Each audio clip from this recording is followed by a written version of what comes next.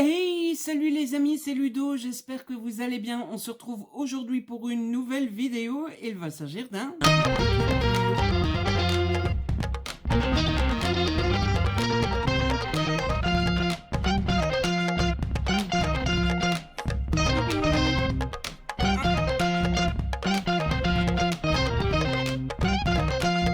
En effet, j'ai 5 nouveaux livres à vous présenter. Vous savez, lors de la dernière vidéo, normalement les deux se suivent. C'était un update lecture aussi. Je vous avais dit que j'avais 10 livres à vous présenter et du coup, j'avais fait en sorte de diviser ces 10 livres en deux. Je vous en ai présenté 5 lors de la dernière vidéo. Eh bien, je vous en présente 5 dans cette vidéo-ci. Cet update va être un peu différent par rapport à l'autre parce que il y a 3 livres, ce sont des livres, enfin, ils sont tous des livres, mais il y a 3 livres que je peux vous présenter comme ça. Et puis les 2 autres livres, ce sont des beaux livres Harry Potter. Et donc, il serait bien que je vous les présente un peu plus en détail et que je vous montre surtout l'intérieur. Je pense que c'est ce qui vous intéresse le plus. Et donc, ces livres-là, je basculerai la caméra vers la table et comme ça, je pourrai vous montrer en détail les beaux livres. Pour le reste, c'est ce que j'appelle un document. Il y a une romance et il y a une fantasy romantasy par là, un livre de chez Big Bang.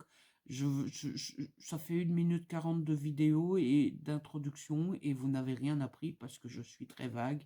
J'ai l'impression de ne pas savoir m'exprimer, mais ça va bien se passer. On commence. Tout d'abord, je voulais vous parler d'un livre. Alors, je ne sais pas. C'est clairement... Oui, alors, je tourne avec mon portable. La dernière fois, c'était déjà le cas. Vous avez été largement très nombreux tous à me dire que ça vous dérangeait pas, le cadre, etc., etc. Mon portable, j'ai beau bidouiller dessus, je n'arrive pas à faire en sorte que les titres soient dans le bon sens, mais je pense que c'est pas le plus important pour vous. Donc, on fera avec. Et puis, bah, si c'est important pour vous, désolé. Mais donc, j'ai lu 30 ans au cœur de la Formule 1. C'est écrit par Gaëtan Vigneron. Enfin non, c'est les propos de Gaëtan Vigneron qui ont été recueillis par Pierre d'Envoi. Et il y a des préfaces quand même de personnes assez connues et reconnues dans la Formule 1, puisqu'il y a des préfaces de Bernie Ecclestone, de Jackie X et de Charles Leclerc. C'est aux éditions Kennes. Alors, ça m'intéressait. Pourquoi? Parce que normalement, vous le savez maintenant, vous êtes au courant, je suis assez grand fan de Formule 1. Ça fait 3 ans maintenant que je suis la Formule 1. Et en Belgique francophone, dans le monde francophone même, la voix de la Formule 1, c'est Gaëtan Vigneron, puisque ça fait 30 ans qu'il est le commentateur star, le commentateur en titre de la Formule 1. Et donc, ben, ça fait 3 ans que je l'entends, presque tous les dimanches. Et donc, voilà. Je suis plutôt attachée à Gaëtan Vigneron parce que il m'a l'air sympathique, en tout cas j'ai une bonne image de lui. Et puis forcément, bah, quelqu'un qui a vécu 30 ans dans un milieu, il en a vu des choses, il en a vécu des choses, et donc bah, ça rend assez curieux, et à tel point que j'ai voulu le lire malgré les 25 balles que coûte ce livre. Tout va bien. Oui, je parle de plus en plus souvent des prix des livres parce que ça commence à me scandaliser. Voilà. On s'étonne que le monde du livre se casse la figure, on s'étonne que les gens ne lisent plus, mais on a déjà du mal à se payer à bouffer et on va mettre 25 balles pour un livre. Alors vous allez me dire oui, mais tout augmente, quand on connaît la chaîne du livre. Le type qui a écrit le livre, il a rien gagné dessus et on vient te mettre 25 balles. Enfin bref, ça... Pour autant, j'ai beaucoup aimé le livre. Alors, je trouve qu'il a un gros défaut. Le gros défaut étant que le livre est un poil trop chapitré à mon goût. Et du coup, ça fait très chapitre, quoi. Logique, vous allez me dire. mais vous avez tous, je suppose, déjà lu des biographies, des autobiographies ou des livres consacrés à une personne ou un truc bien précis. Euh, c'est beaucoup plus fluide quand c'est des chapitres, vous voyez, qui se suivent. Ici, c'est des chapitres très... En fait, si vous voulez, vous avez les pages blanches qui sont des chapitres normaux, normal, consacrés à chaque fois à un coureur. Donc, il y a Sébastien Vettel, il y a Bernie Ecclestone, qui n'était pas coureur pour le coup, c'était le grand patron de la F1. Vous avez ici, c'est un chapitre, j'ai cru voir passer avec 3 pilotes, Heikkinen, Raikkonen et Bottas. Vous avez un chapitre sur Charles Leclerc, un chapitre sur Max Verstappen, un chapitre sur Lewis Hamilton, etc., etc. Mais du coup, c'est pas, vous voyez, ça aurait été beaucoup plus fluide et agréable à la lecture si c'était une histoire en continu avec des anecdotes de tel pilote et puis d'un autre et puis on revient au premier et puis, vous voyez, ça aurait été plus agréable à lire, tandis que là, c'est très, voilà. Dans chaque chapitre, Gaëtan Vigneron nous raconte la carrière du pilote, comment il l'a rencontré, des anecdotes avec ce pilote, la relation qu'il a avec ce pilote, etc., etc., etc.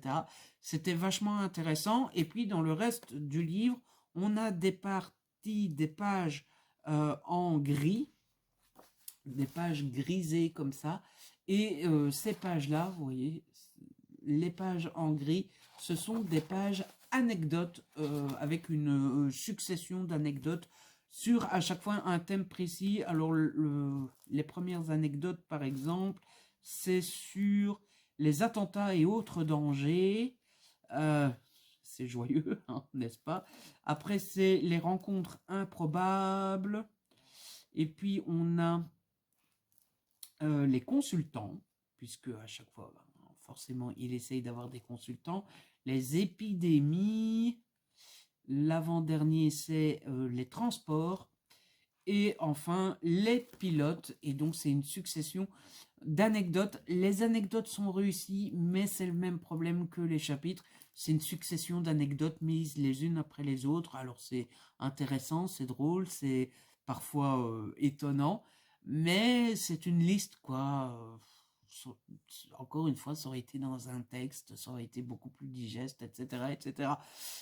Mais voilà, en fait, ce que je retiendrai de ce livre, c'est que ça a été hyper intéressant. C'était assez passionnant. Je l'ai lu en une soirée. On apprend des choses sur la Formule 1, on apprend des choses sur les coulisses, on apprend à connaître mieux Gaëtan, à connaître mieux certains pilotes. Ce qui est intéressant, c'est que Gaëtan Vigneron, il est belge, donc il est consultant, enfin, il est commentateur pour une chaîne belge. Qui dit chaîne belge dit pas des très grands moyens.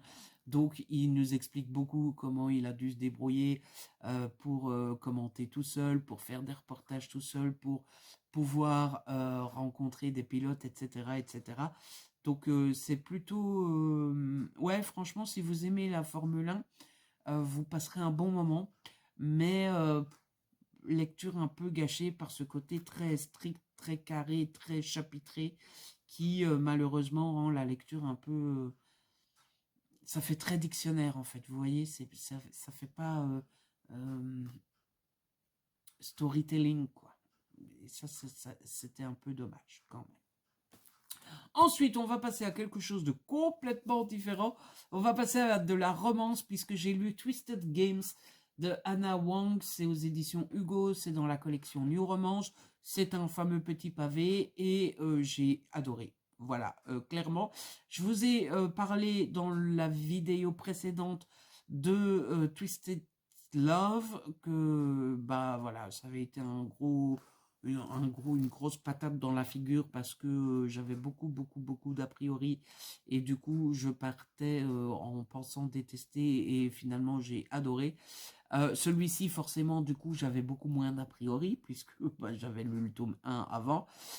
Mais ce fut tout autant une bonne surprise et une bonne lecture et un bon moment passé avec ce livre. Alors ici, on est avec Bridget, mais le héros s'appelle Rice. Alors moi, je l'ai appelé Rice tout du long, comme le riz en anglais, R-I-C-E, sauf que ici c'est R-H-Y-S, mais je ne sais pas comment ça se dit, donc ça sera Rice. Rice est garde du corps et Bridget est princesse. Vraiment princesse, princesse, oui. C'est la fille du roi. Voilà, c'est une princesse. Et donc, vous le voyez venir gros comme une maison. Rice va devoir protéger la princesse et le garde du corps, le roturier par excellence, va tomber amoureux de la princesse et il va y avoir une fameuse couche d'embûches sur leur route pour la grande histoire d'amour. J'ai bien aimé ce roman. Alors, je serais incapable de classer les deux premiers romans. Pour moi, ils se valent. Il y a des choses que j'ai pas aimées dans le premier, que j'ai aimé dans celui-ci. Il y a des choses que j'ai pas aimées dans celui-ci, que j'ai aimé dans le premier. J'ai trouvé celui-ci peut-être parfois un petit peu plus long. Il se déroule sur plusieurs années, hein. Il y a une note de l'auteur au début. Ça, forcément, on a des sauts dans le temps, hein. On a des... Comment on appelle ça? On a des sauts dans le temps, des ellipses, voilà. Donc, bon, c'est raconté sur 5 ans, 3 ou 4, enfin, je ne sais plus combien d'années, mais il y a des ellipses, heureusement. Mais je sais pas, il y a certains moments où je me suis dit, on le sent passer quand même. Après, peut-être que c'est dû au fait que je l'ai lu en 2 soirées, et encore parce que la première soirée, je l'ai commencé à 23h30, donc forcément, ah, voilà. Mais ça s'est lu assez rapidement tout de même. Il y a beaucoup plus de scènes de sexe dans ce tome-ci que dans le tome 1. Les deux grosses forces, je trouve, de ce roman-là, de ce deuxième tome, d'abord, c'est le personnage masculin, Rice, parce que je l'ai comparé à Alex du premier tome, et il est vachement, je trouve, vachement moins toxique et problématique que Alex dans le premier tome. Et puis, le gros plus de ce roman-ci, c'est que on est vraiment dans la love story, dans le gros cliché de la grande histoire d'amour. Alors, j'ai l'impression que, je sais pas, je pense que si je me trompe peut-être, hein, je parlais à mon autrice d'une histoire déjà vue et revue et revue. Elle me dira, oh Ludo, ça m'enchante pas des masses, t'as pas une autre idée. Et pourtant, c'est le cas dans cette histoire-ci, hein. C'est une princesse qui tombe amoureuse de son garde du corps. Mais déjà de une, l'autrice a réussi à trouver quelques petites choses, quelques petits rebondissements, quelques petites sous-intrigues qui ont fait que c'est pas seulement que ça, mais surtout, ça a beau être une histoire classique et archivée, ça fonctionne toujours pour ceux qui aiment la romance, hein, parce que je pense que on donnerait ça à quelqu'un qui n'aime pas la romance, il se dirait oh là là là là. Mais si on aime la romance, ça fonctionne toujours autant, cette thématique, ce côté princesse qui tombe amoureux du simple petit gars là. Et surtout, moi qui crois au destin, ben, s'il y a bien une histoire de destin où il y a deux amoureux qui doivent finir ensemble et c'était leur destin, et la vie peut faire ce qu'elle veut, c'est comme ça que ça va finir, eh bien, c'est bien cette histoire parce que clairement, c'est ce qui se passe pour ces deux personnages, hein. La vie est longue, il se passe plein de choses, plein de surprises, tout ça, tout ça. Et pourtant, ils finissent bel et bien ensemble et c'était trop méga, trop cool. Voilà, pour le reste, j'ai trouvé qu'il y avait un niveau de langue plutôt soutenu. Enfin, c'est pas de la littérature blanche, comme je le disais dans la vidéo précédente pour le premier tome, mais j'ai trouvé que pour de la romance, c'était plutôt bien écrit et c'était pas écrit avec les pieds. J'ai adoré les personnages, j'ai adoré ce qui s'est passé. Rice est un type bien comparé à Alex. Bref, je pense que je vous ai tout dit. C'était trop méga trop cool comme le premier tome. Vivement le tome 3, même si le tome 3, c'est sur... je serais incapable de redire le nom de cette copine. Mais oui, parce que c'est 4 copines hein, qu'on suit. Mais le tome 3, c'est sur le personnage que j'aime le moins. Donc je suis un petit peu en mode... j'espère que ça va bien se passer. On verra, mais je pense que je vais pas savoir résister longtemps à l'acheter parce que ça me donne très méga trop envie. Voilà. Ensuite, on change à nouveau complètement d'univers puisque je vais vous parler d'un livre que je viens de finir là maintenant tout de suite. Il s'agit de Sing Me Forgotten. C'est de Jessica S. Olson. C'est aux éditions Big Bang. Je ne sais pas s'il y a plusieurs versions. Moi, j'ai celle-là en toc-toc. Je l'ai reçue fin d'année dernière. Je l'ai noté il n'y a pas si longtemps que ça parce que, alors ça va être long à expliquer, mais je vais quand même prendre 30 secondes pour vous expliquer. Vous aurez peut-être remarqué qu'il n'y a pas eu de book haul sur la chaîne depuis le mois d'octobre et je n'ai pas noté tout ce que j'ai reçu et acheté en octobre, novembre, décembre. Donc je suis en train de re-regarder toutes mes stories et mes vidéos pour chasser tout ce que j'ai reçu, pour pouvoir les noter, pour pouvoir vous faire le book haul. Et j'ai vu passer ce livre-là. Donc je sais que je l'ai reçu en octobre, novembre, décembre.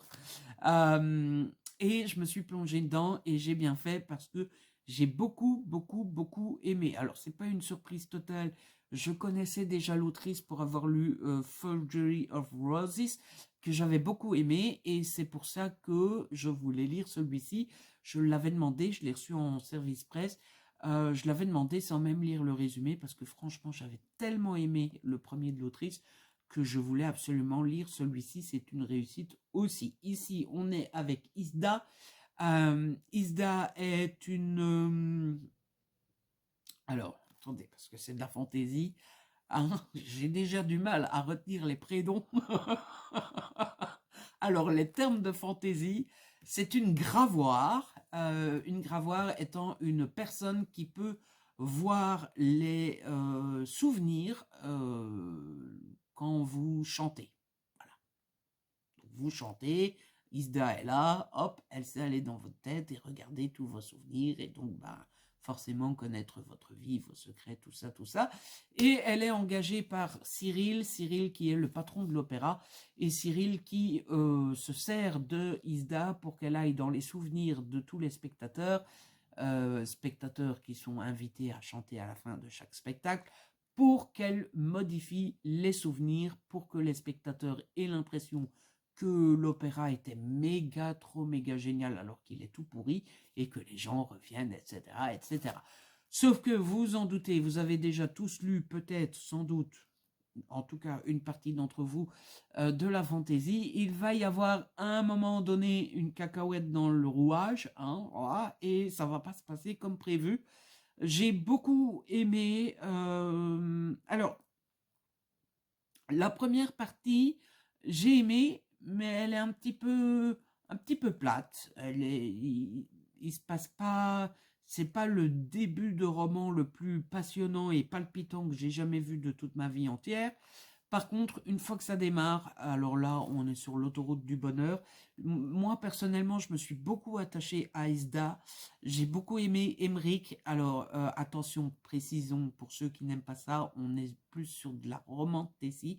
Il y a une histoire d'amour à un moment ou un autre, mais Emmerich, c'est le boyfriend parfait, tout gentil, tout propre, tout à l'écoute, tout prêt à rendre service, tout ça, tout ça.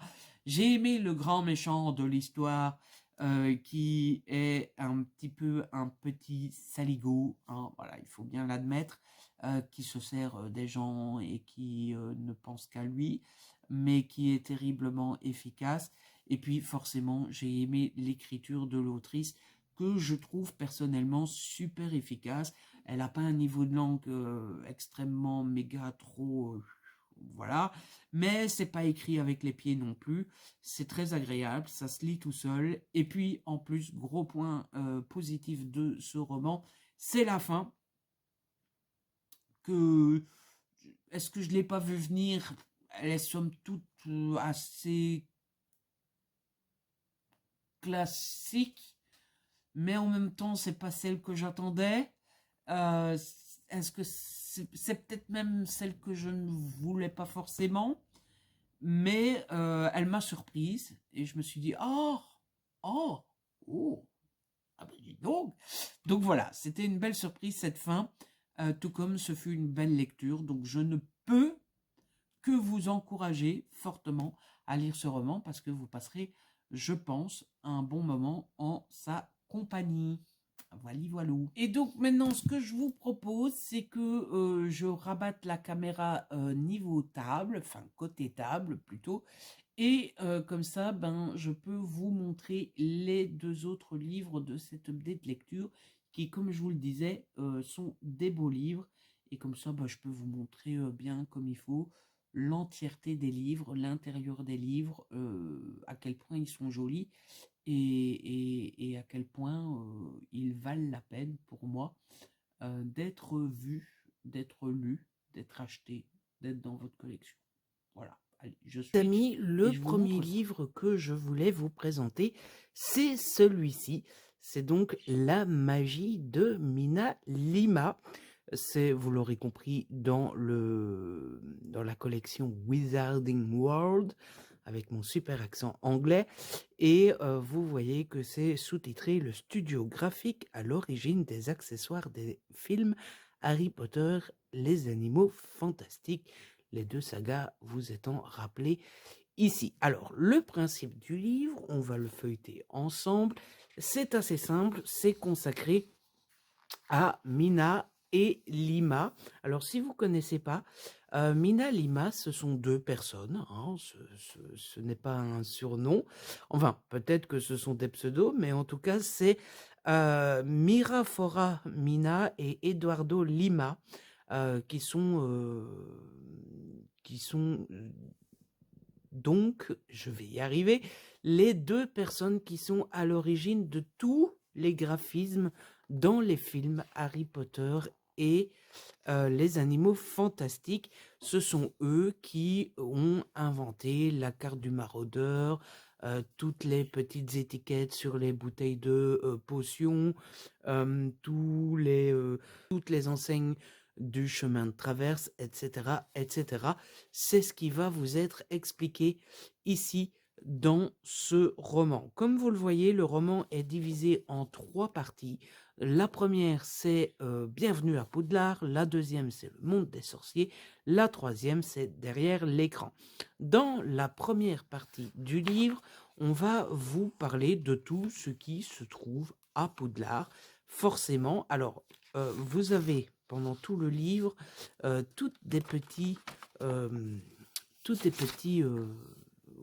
comment on peut appeler ça, des goodies, comme par exemple ici, vous avez des pages de script avec les notes qui ont été prises par Mina et Lima, où ils disent, bah voilà, comment est-ce qu'on fait, vous voyez ici, ils ont mis des idées, etc., etc.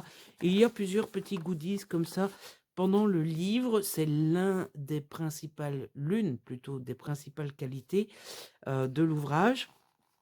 Et donc, bon, vous voyez, on a une petite présentation de qui est Mina et qui est Lima. Et voilà, la première partie, déjà, je vous laisse voir ça. Elle est juste sublime. Je vais essayer de pencher un peu le livre pour que vous n'ayez pas les reflets. Elle est juste sublime. Et en fait, pendant tout le roman, enfin, l'ouvrage plutôt, je ne sais pas si on peut appeler ça un roman, les deux artistes vont vous expliquer. Alors, il y a un truc que je trouve un peu négatif, c'est qu'on vous explique ce que c'est. Alors, par exemple, la lettre d'admission de Harry. Si vous avez acheté le livre, logiquement, vous êtes fan des films Harry Potter. On n'a pas besoin de vous expliquer ce qu'est la lettre d'admission d'Harry. Donc ça a été un peu le point négatif. Je sais que plus tard, par exemple, ils expliquent ce qu'est la carte du maraudeur. Je suis pas sûr que ça soit ultra nécessaire. Mais la partie vraiment très très intéressante et qui vaut la peine pour moi dans ce livre, c'est que pour chacun des objets, eh bien, ils vont vous expliquer à chaque fois de où ils sont partis, de ce dont ils se sont inspirés, de ce dont ils devaient faire attention. Il faut pas que ça soit trop épais, il faut pas que ça soit trop brillant, il faut que ça ait l'air vieux, il faut que ça ait l'air neuf, etc., etc. Et à chaque fois, eh bien, ils vont vous raconter toute l'histoire de tous les objets qu'ils ont pu inventer au fur et à mesure de la saga. Et ça, les amis, c'est passionnant pour les fans de Harry Potter, pour les fans des films Harry Potter, mais je pense que ça peut même intéresser ceux qui sont fans de cinéma, tout simplement, parce que, bah, après tout, ce sont des accessoiristes. Décidément, j'ai du mal à articuler. Et bon, je pense que quand on est fan de cinéma, avoir des anecdotes sur, enfin, venant des accessoiristes, eh bien, ça reste toujours super intéressant. Donc vous voyez, vous avez des petits goodies comme ça, hein. Quand on est fan des beaux livres, on est toujours fan des petits goodies qu'on peut nous donner. Je suis pas sûr qu'on appelle ça des goodies parce qu'ils ne se détachent pas. Je pense que ça s'appelle plutôt des facsimilés ou quelque chose comme ça.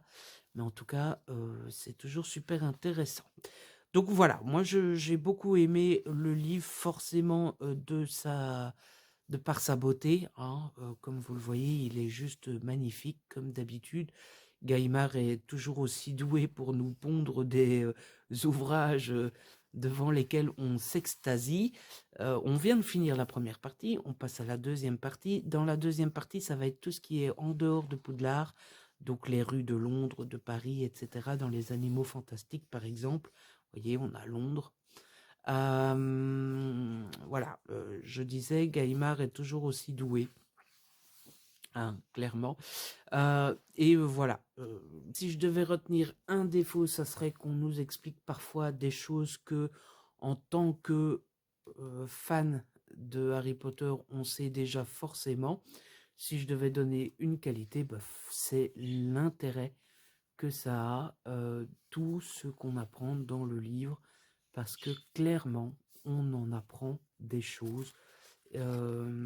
Et donc voilà, j'essaye de meubler un petit peu pendant que je vous montre, mais je pense que ben, à partir de maintenant, je vais vous montrer le livre, parce que je sais que beaucoup parmi vous ont besoin, ou en tout cas aiment voir à quoi ressemble l'intérieur avant de passer à l'achat. Donc je vais vous montrer un petit peu à quoi il ressemble. Je traîne pas pendant de longues minutes sur chaque page, parce que le but du jeu, c'est pas non plus que vous lisiez le livre là maintenant sur ma chaîne, hein, n'est-ce pas? Le but, c'est juste de vous montrer à quoi ça ressemble pour que vous puissiez vous faire une idée et que vous puissiez vous dire: oh bah oui, ça m'intéresse, oh bah non, ça ne m'intéresse pas de trop. Et je pense que pour la suite de ce petit je ne sais pas comment on appelle ça, effeuillage.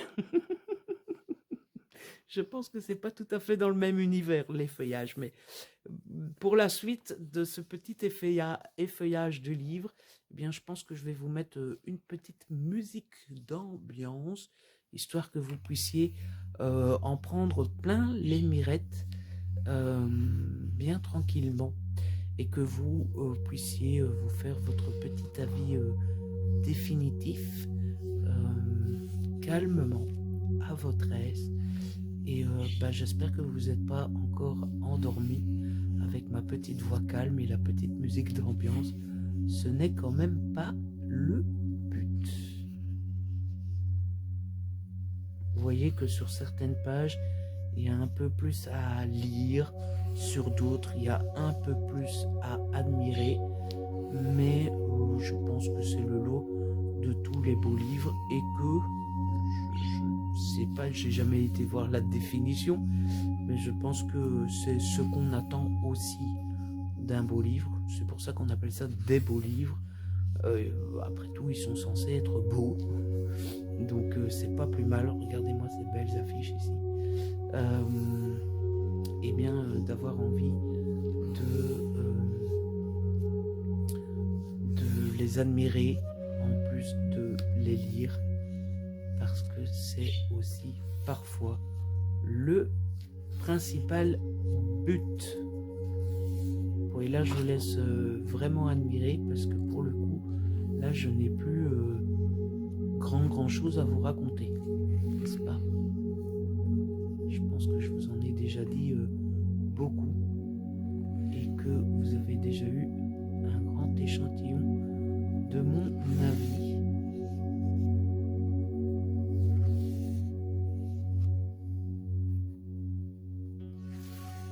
On passe à la troisième partie qui est derrière l'écran et dans laquelle Mina Lima nous parle de ses projets, enfin de leurs projets puisqu'ils sont deux, mais en dehors des films, c'est-à-dire que c'est sur les livres, sur les attractions dans les parcs d'attractions, sur les expositions, etc., etc., parce que, eh bien, clairement, depuis la fin de la saga au cinéma, en ce qui concerne Harry Potter, mais aussi les animaux fantastiques, eh bien, le duo a tout de même planché et travaillé sur pas mal d'autres projets.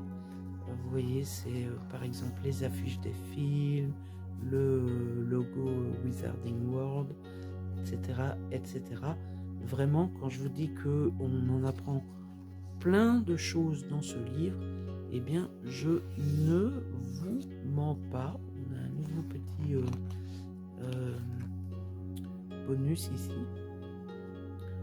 Alors on est censé découper, mais clairement moi je suis team, je laisse les trucs dans le livre. Je ne sais pas ce qu'il en est de votre côté, mais moi j'avoue que j'aime plutôt bien laisser tout dans l'ouvrage original, et à la fin vous voyez que vous avez des petites explications en plus de tout ce que vous avez croisé dans le livre.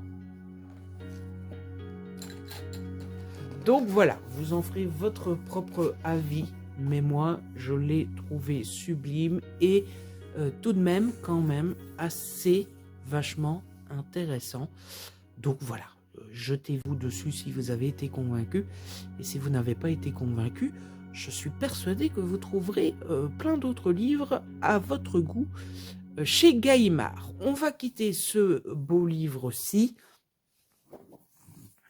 pour passer à un autre beau livre, et pas des moindres, puisque j'ai eu la chance de recevoir ceci, et j'ai forcément, il serait difficile de dire le contraire, été complètement conquis et fan de cette nouvelle version.